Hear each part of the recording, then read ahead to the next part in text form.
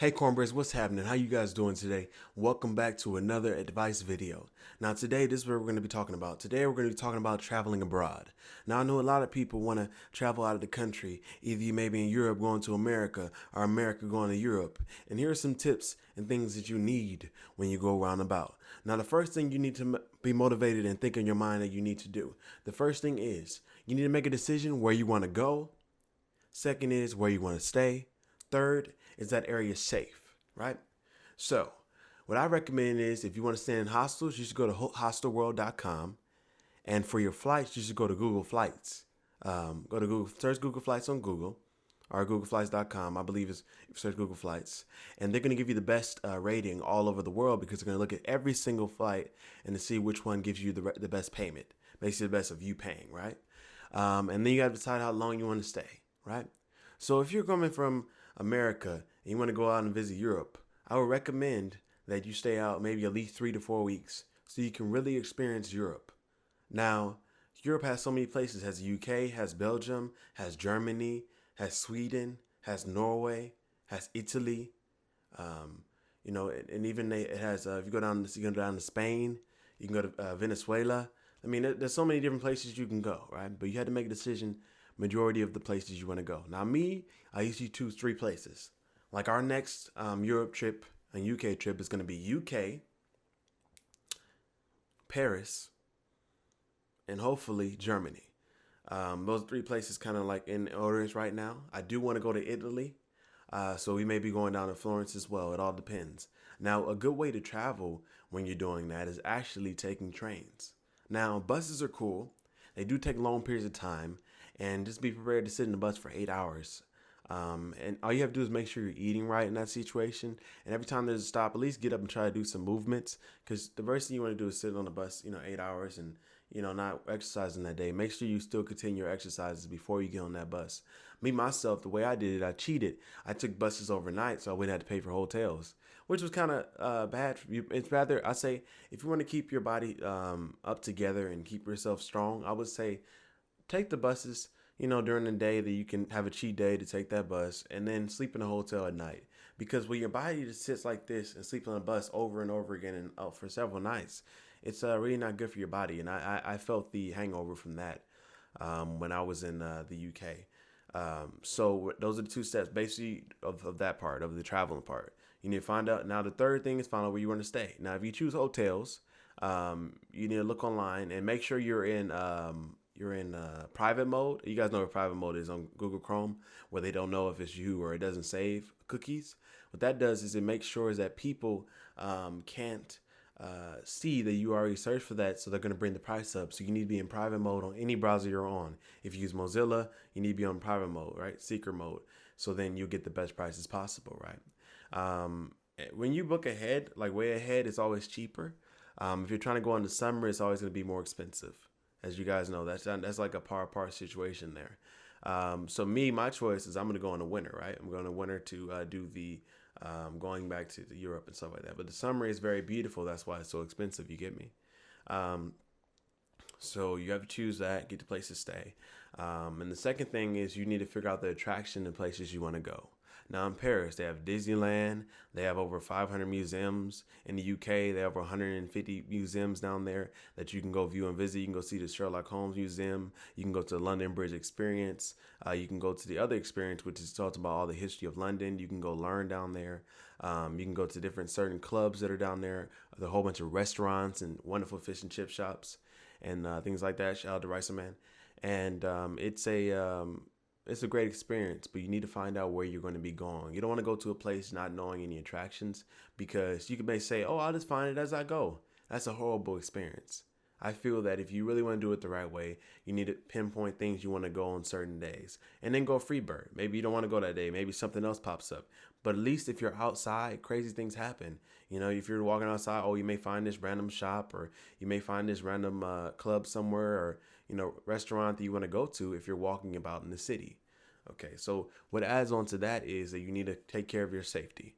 In Europe and the UK, there's a lot of pickpocketers. In America, very small amount, not that many, right? You might get a gunpoint and robbed in America, right?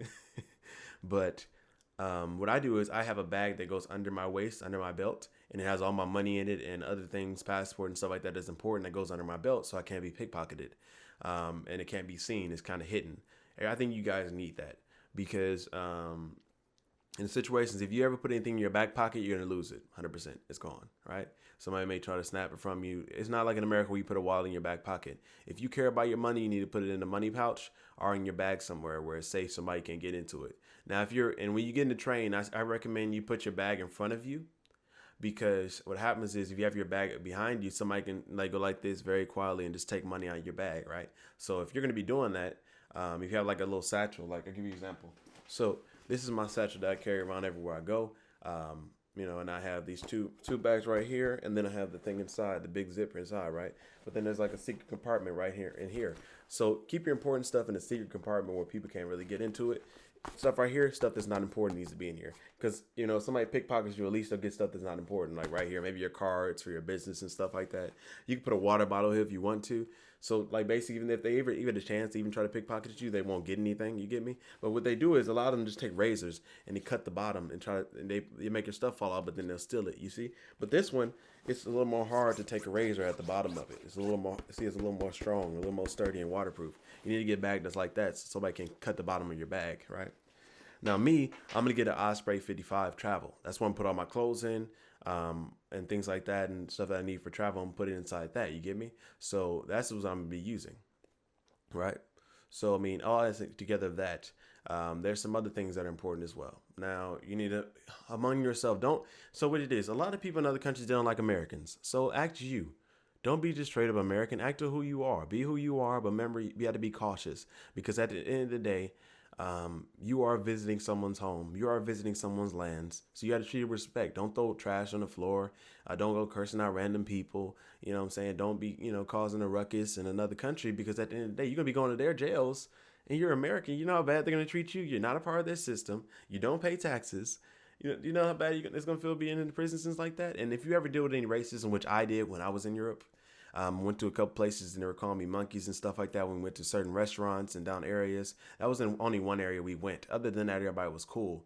But if you do deal with that, I would just brush it off and keep moving. Just brush it off and keep moving because the worst thing can happen is you end up going to jail because somebody calls you a monkey or something like that or an N-word or something. You just need to focus and keep moving on your path. Now, if they come to you and try to fight you and they hit you or what it is, try to get out of that situation. But if you can't, you need to handle yourself.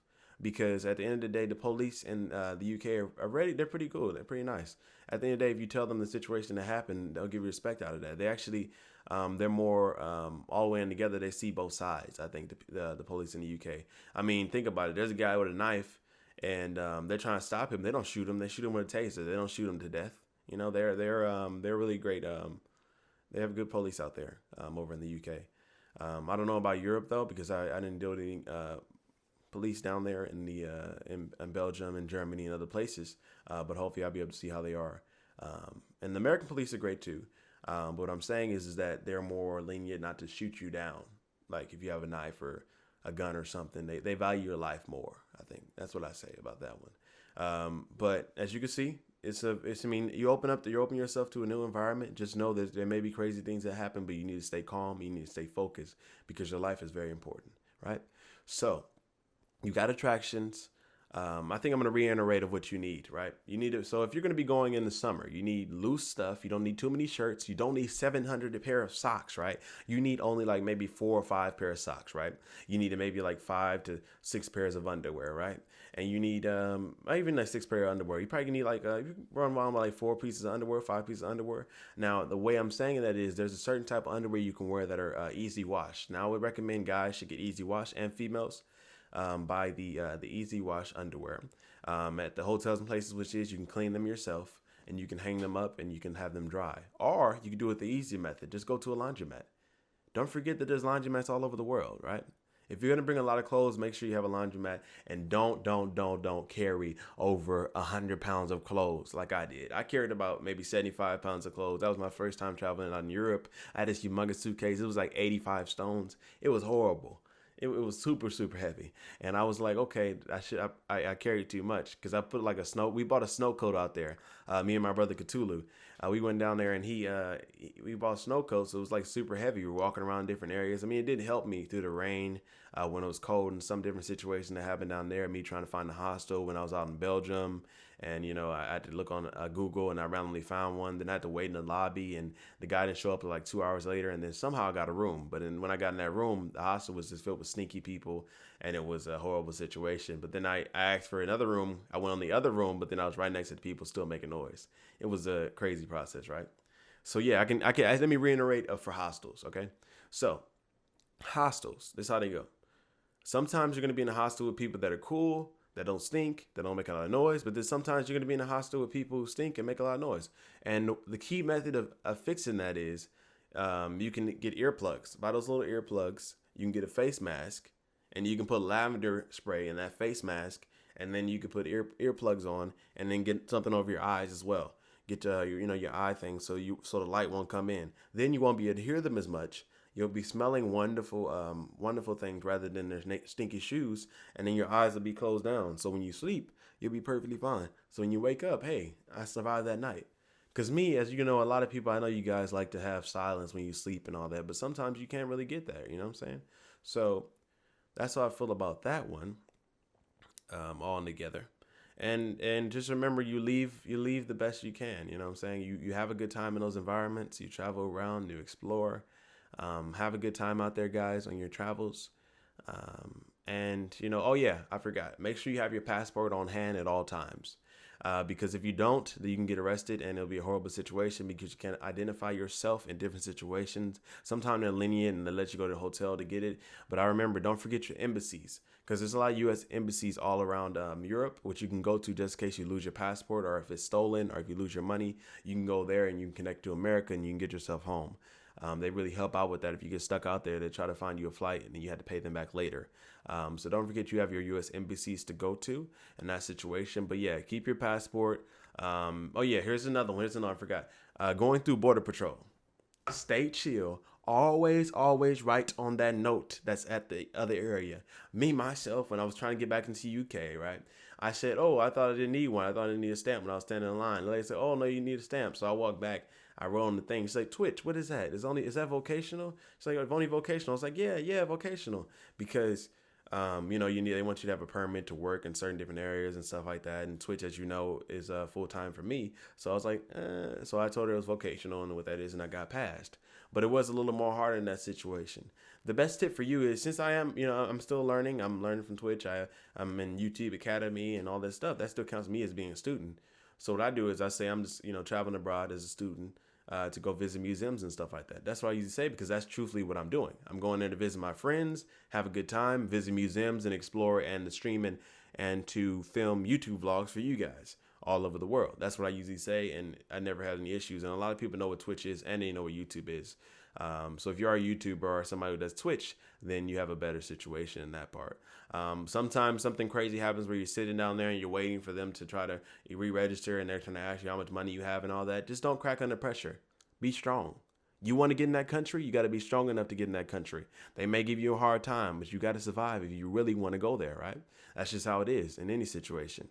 And that could have been implied because they have the whole issue with the African immigration over into France and then going over into the UK. That could have been associated with that as well. But I didn't let it crack under pressure, and I knew who I was, and I held my identity no matter what with my passport. And I gave respect out of the country that I'm from, you know what I'm saying, from the USA. So that's how that goes through there. But if you put all those tips together, you have a nice bag. You carry light. You carry light when you go out of the country. You keep a well mind. You don't let racism get to you. Keep moving forward. You buy a good ticket. You get some good hostels or hotels that you want to stay at. Try to get some 5-star, whether it's somebody even 3, maybe 4-star hotels, or even stay in your hostels. Save money.